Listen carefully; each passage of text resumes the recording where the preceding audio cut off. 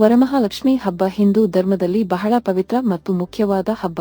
ಕರ್ನಾಟಕ, ಆಂಧ್ರಪ್ರದೇಶ, ತೆಲಂಗಾಣ ಮತ್ತು ತಮಿಳುನಾಡುಗಳಲ್ಲಿ ವರಮಹಾಲಕ್ಷ್ಮಿ ಹಬ್ಬವನ್ನು ಅದ್ದೂರಿಯಾಗಿ ಆಚರಿಸುತ್ತಾರೆ. ಇದು ಶ್ರಾವಣ ಮಾಸದ 2ನೇ ಶುಕ್ರವಾರದಂದು ಬರುತ್ತದೆ. ಈ ಹಬ್ಬದಲ್ಲಿ ದೇವಿ ಮಹಾಲಕ್ಷ್ಮಿಯನ್ನು ಪೂಜಿಸಿ ಹಣ, ಸಂಪತ್ತು, ಸುಖ, ಸಂತೋಷ ಮತ್ತು ಕುಟುಂಬದ ಕಲ್ಯಾಣಕ್ಕಾಗಿ ವ್ರತ ಮಾಡುತ್ತಾರೆ.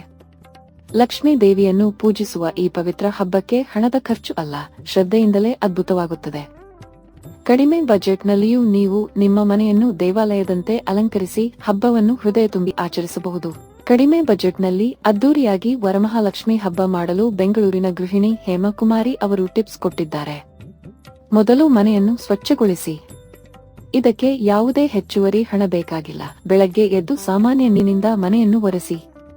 ಮುಖ್ಯ ಬಾಗಿಲಿಗೆ ಮಾವಿನ ಎಲೆಗಳ ತೋರಣ ಕಟ್ಟಿ. ಮನೆಯ ಹತ್ತಿರ ಮಾವಿನ ಮರ ಇದ್ದರೆ ಉಚಿತವಾಗಿ ಸಿಗುತ್ತದೆ. ಇಲ್ಲದಿದ್ದರೆ ಮಾರುಕಟ್ಟೆಯಲ್ಲಿ ಕಡಿಮೆ ಬೆಲೆಗೆ ಸಿಗುತ್ತದೆ.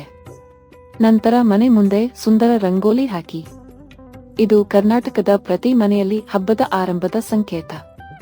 ಹಿತ್ತಾಳೆ ಅಥವಾ ಸ್ಟೀಲ್ ಪಾತ್ರೆಯಲ್ಲಿ ಅಕ್ಕಿ ಅಥವಾ ನೀರು ತುಂಬಿ ಅದರಲ್ಲಿ ನಾಣ್ಯ, ಅಡಿಕೆ ಮತ್ತು ಅರಿಶಿನ ಹಾಕಿ. ಮೇಲೆ 5 ಮಾವಿನ ಎಲೆಗಳನ್ನು ಇಟ್ಟು ಅರಿಶಿನ ಹಚ್ಚಿದ ತೆಂಗಿನಕಾಯಿ ಇರಿಸಿ. ತೆಂಗಿನಕಾಯಿಗೆ ಕುಂಕುಮದಿಂದ ಕಣ್ಣು ಮೂಗು ಬಿಡಿಸಿ ಲಕ್ಷ್ಮೀ ದೇವಿಯ ಮುಖ ಮಾಡಿ. ಹಳೆಯ ಸೀರೆ ಅಥವಾ ಬ್ಲೌಸ್ ಪೀಸ್ನಿಂದ ಸುತ್ತಿ ಮನೆಯಲ್ಲಿರುವ ಹೂವುಗಳಿಂದ ಮಲ್ಲಿಗೆ, ಸೇವಂತಿಗೆ ಅಥವಾ ಗುಲಾಬಿ ಅಲಂಕರಿಸಿ. ಹೊಸ ಆಭರಣಗಳ ಬದಲು ಮನೆಯಲ್ಲಿರುವ ಬಳೆ, ಮಂಗಳಸೂತ್ರ ಅಥವಾ ಸಿಂಪಲ್ ಚಿನ್ನದ ಪೀಸ್ಗಳನ್ನು ಇಡಿ. ಇಷ್ಟರಿಂದಲೇ ಕಲಶವು ದೇವಿಯಂತೆ ಹೊಳೆಯುತ್ತದೆ.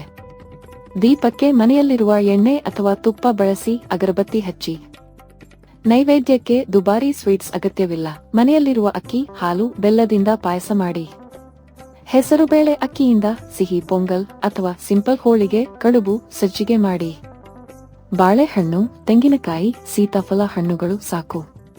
ತರಕಾರಿ, ಕೋಸಂಬರಿಯನ್ನು ಮಾಡಬಹುದು. ಎಲ್ಲವನ್ನೂ ಬಾಳೆ ಎಲೆಯ ಮೇಲೆ ಹಾಕಿ ದೇವಿಗೆ ಅರ್ಪಿಸಿ.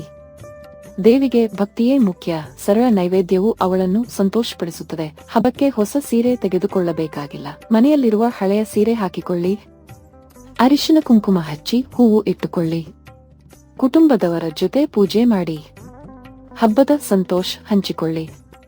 ಸಂಜೆ ನೆರೆಹೊರೆಯ ಮುತ್ತೈದೆಯರನ್ನು ಕರೆದು ಅರಿಶಿನ ಕುಂಕುಮ ಮತ್ತು ತಾಂಬೂಲ, ಎಲೆ, ಅಡಿಕೆ, ಹಣ್ಣು ಕೊಡಿ. ಹಾಗೆಯೇ ನೀವು ತೆಗೆದುಕೊಳ್ಳಿ. ಹೀಗೆ ಕಡಿಮೆ ಬಜೆಟ್ನಲ್ಲೂ ವರಮಹಾಲಕ್ಷ್ಮಿ ಹಬ್ಬವನ್ನು ಅದ್ದೂರಿಯಾಗಿ ಆಚರಿಸಬಹುದು. ಹಣಕ್ಕಿಂತ ಭಕ್ತಿ ಮತ್ತು ಕುಟುಂಬದ ಒಗ್ಗಟ್ಟು ಹಬ್ಬವನ್ನು ಹೆಚ್ಚು ಸಂಭ್ರಮಗೊಳಿಸುತ್ತದೆ. ಪ್ರತಿ ಮನೆಯಲ್ಲಿ ಈ ಸರಳ ಆಚರಣೆ ದೇವಿಯ ಕೃಪೆಯನ್ನು ತರಲಿ. ಭಾಗ್ಯಲಕ್ಷ್ಮಿ ಬಂದು ನಮ್ಮ ಮನೆಗೆ ಸಂಪತ್ತು ಸಮೃದ್ಧಿ ತಂದು ನೆಲೆಸಲಿ.